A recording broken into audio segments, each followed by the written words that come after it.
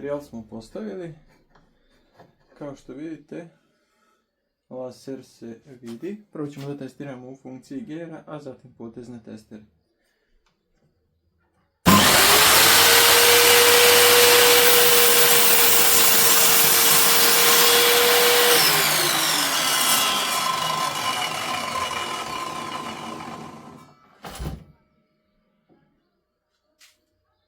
Laser je ostao tačno.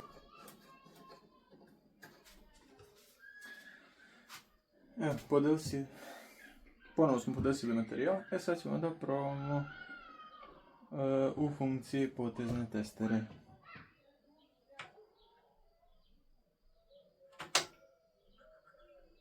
Ovaj osigurač vratimo, ponovo odvrnemo osigurač za poteznu testeru, otpustimo da može da klizi i sad ćemo da probamo.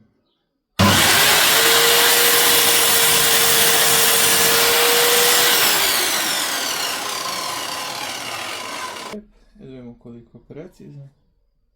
100%.